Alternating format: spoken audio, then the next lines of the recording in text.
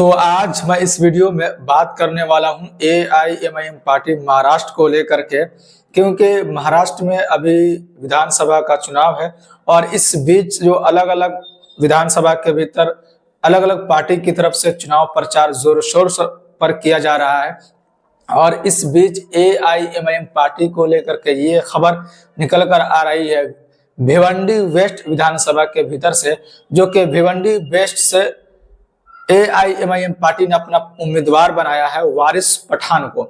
और वारिस पठान के चुनाव प्रचार के लिए, उनके पक्ष में चुनाव प्रचार करने के लिए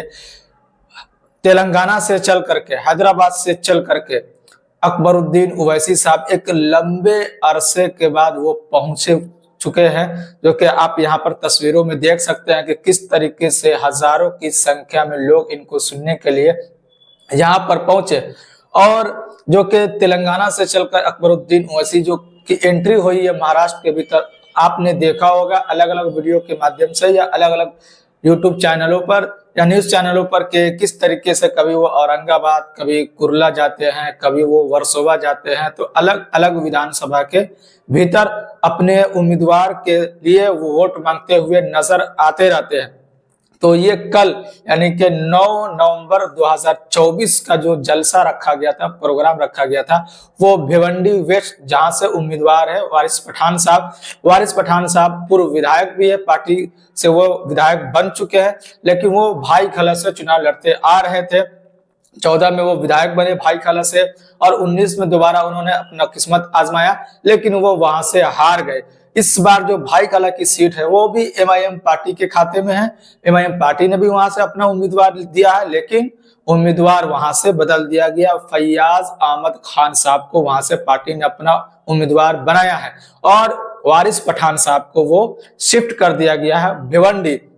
अगर हम भिवंडी की बात करते हैं तो भिवंडी इसकी सीट इसलिए महत्वपूर्ण हो जाती है वारिस पठान के लिए या AIMIM पार्टी के लिए, बैरिस्टर असदुद्दीन ओवैसी साहब के लिए, अकबरुद्दीन ओवैसी साहब के लिए, क्योंकि मुस्लिम बाहुल इलाका है। अगर हम महाराष्ट्र की बात करते हैं तो सबसे ज्यादा जो मुस्लिमों की आबादी है, संख्या है, वो मालेगांव के भीतर, और मालेगांव सेंट्रल से विधायक है AIMIM पार्टी के मुफ्ती इस्माइल अहमद कासमी साहब,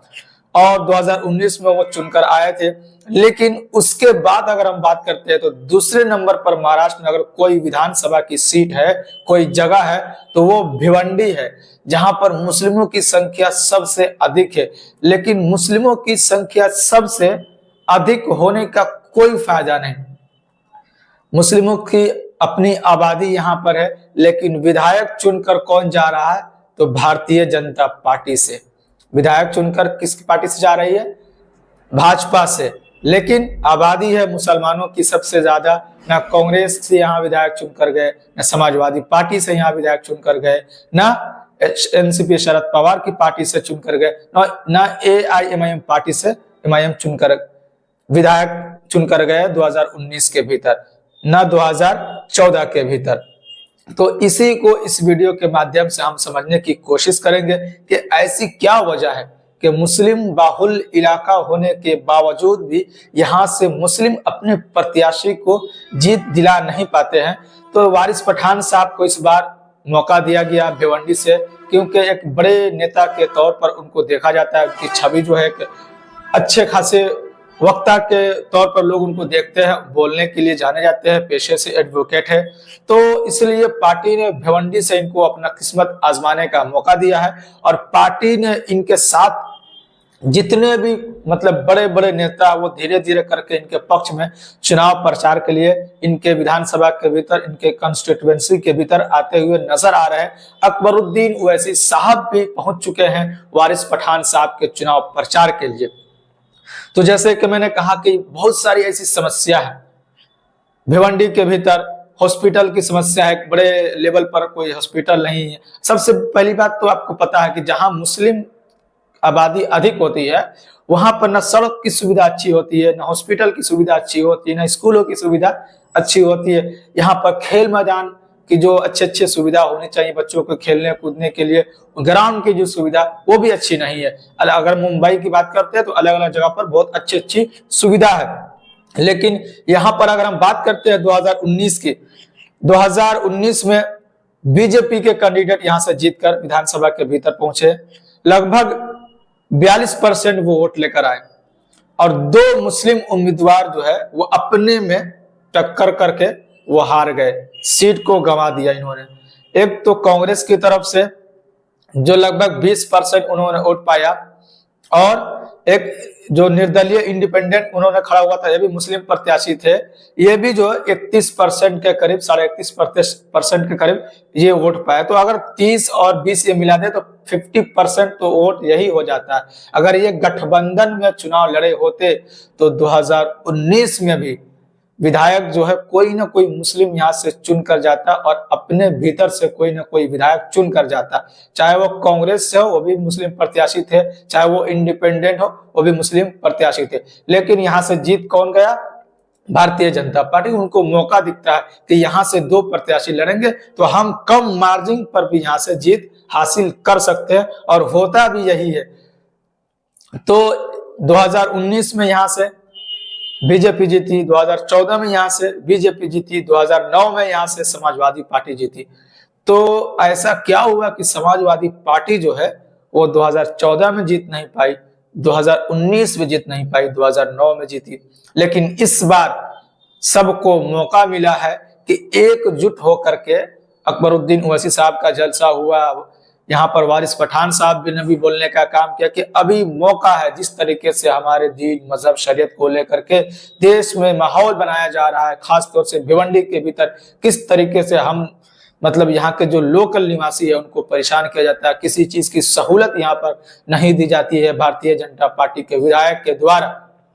तो इस बार मौका है कि हम बटे नहीं, न समाजवादी पार्टी में बटे, न हम कांग्रेस गठबंधन में बटे, बस एक मुश्त हो करके हम अगर वोट करते हैं,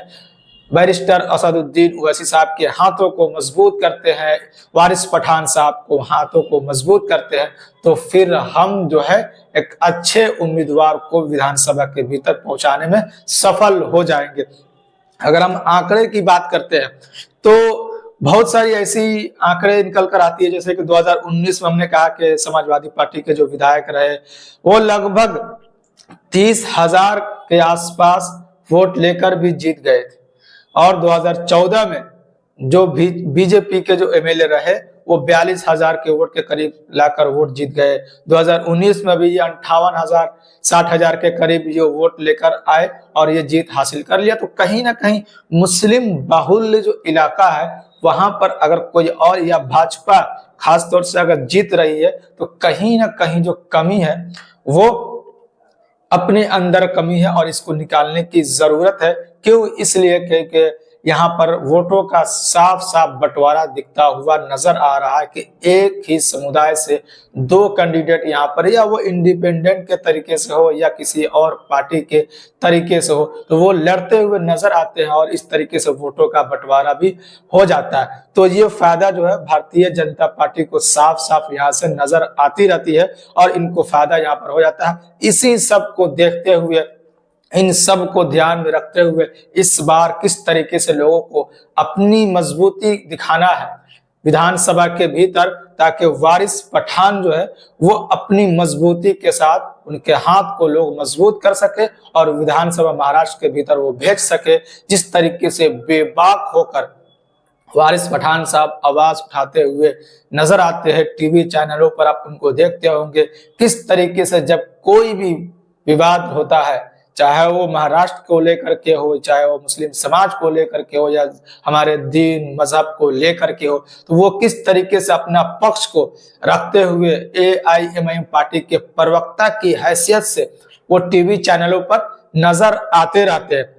तो अगर आपके पास अभी भी मौका है, आप एक होकर मुत्तहिद होकर के एकजुट होकर के अगर आप वोट करते हैं तो इस बार जो है आप अकबर ओवैसी साहब के हाथों को मजबूत कर सकते हैं, इम्तियाज जलील के हाथों को मजबूत कर सकते हैं, असद साहब के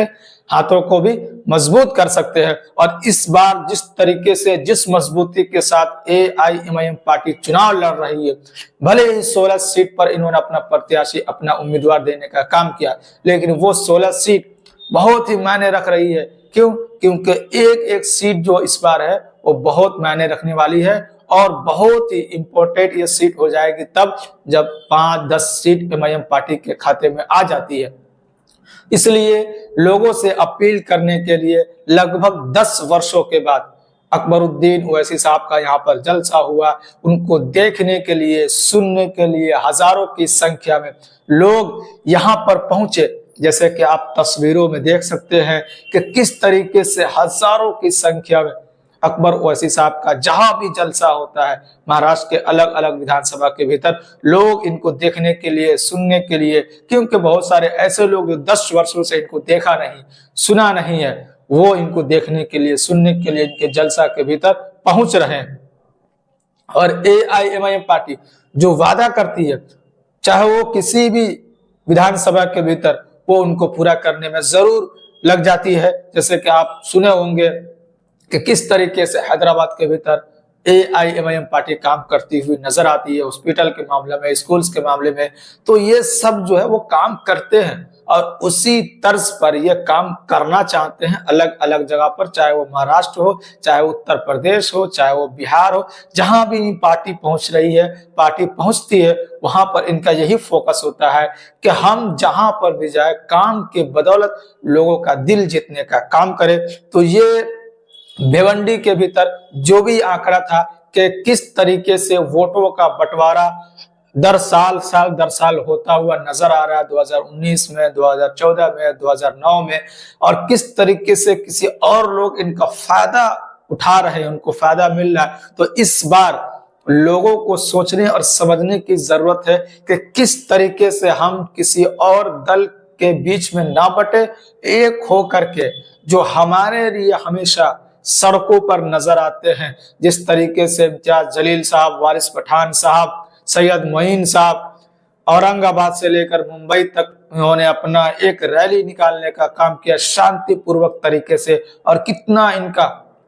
तारीफ की गई कि किस तरीके से इन रैली को पूरा खत्म किया गया एकदम पूरे शांति तरीके से। तो किस तरीके से उन्होंने गुस्ताखी रसूल को लेकर के एक रैली निकाला, और अगर कोई सड़कों पर उतरने का काम किया तो वो वाहिद पार्टी है AIMIM party, barrister Asaduddin Owaisi साहब की पार्टी। और खुद असदुद्दीन ओवैसी साहब, इनका मतलब कि जो भी देश के भीतर या केंद्र में कोई भी मसला होता है तो सबसे पहले आवाज बनने का अगर कोई काम करता है तो वह एक ही वाहिद शख्स है, बैरिस्टर असदुद्दीन ओवैसी साहब। तो ये महाराष्ट्र के भिवंडी विधानसभा के भीतर से यह खबर निकल कर आई है। किस तरीके से इस बार लोगों ने ठान लिया है, लोगों ने अपना मन बना लिया है कि इस बार पतंग छाप को हमें आगे लेकर के जाना। जिस तरीके से जलसा के भीतर, जिस तरीके से लोगों का मूड देखने को मिल रहा है, जिस तरीके से महाराष्ट्र का माहौल देखने को मिल रहा है, जहां जहां अकबरुद्दीन ओवैसी साहब पहुंच रहे हैं, मीटिंग लेने के लिए पहुंच रहे हैं या लोगों से पैदल दौरा के भी मिल रहे हैं, तो देखने से यही पता चल रहा कि माहौल इस बार का कुछ अलग होने वाला है। और इम्तियाज जलील साहब ने भी कहा कि इस बार का माहौल बहुत ही अलग होने वाला है, और हम अगर 5, 7, 10 विधायक जीत जाते हैं तो फिर ये मत भूलना कि हमारी जो इससे सरकार बनाने में एक बहुत ही बड़ा योगदान हो सकता है, और इस योगदान को याद रखा जाएगा महाराष्ट्र के भीतर। तो महाराष्ट्र में अभी जैसे कि 20 नवंबर 2024 को पोलिंग का डेट है, उससे पहले पहले अलग अलग पार्टी अपनी तरीके से जोर लगा रही है कि किस तरीके से हम अपने अपने प्रत्याशी के पक्ष में चुनाव प्रचार कर सके, अपने प्रत्याशी के लिए वोट मांग सके, और किस तरीके से हम ज्यादा से ज्यादा विधानसभा के भीतर अपने प्रत्याशी को जीत दिलाकर पहुंचा सके। और सबसे बड़ी बात क्या कि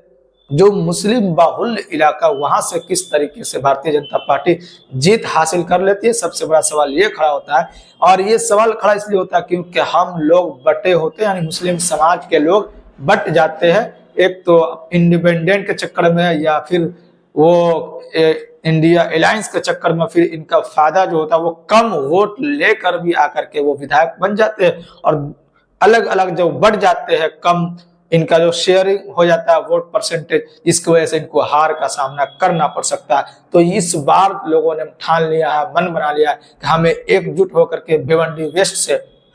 वारिस पठान को विधानसभा के भीतर पहुंचाना है। आगे जो भी अपडेट होगा बिहार या महाराष्ट्र इलेक्शन को लेकर के, खासतौर से भी महाराष्ट्र के भीतर गहमा गहमी चल रही है, AIMIM पार्टी के बड़े बड़े नेता अभी महाराष्ट्र के भीतर आपको देखने को मिल रहे हैं। अलग अलग विधानसभा के भीतर इनका प्रोग्राम, जलसा, पैदल दौरा, नुक्कड़ सभा, जनसभा ऐसी आपको देखने को मिल रही है। तो जो भी आगे अपडेट होगा इस चीज को लेकर के, अकबर साहब को, असद साहब को, वारिस पठान को लेकर के या अन्य नेताओं को लेकर के, वो फिर से आप तक मैं पहुंचाने का कोशिश करूंगा।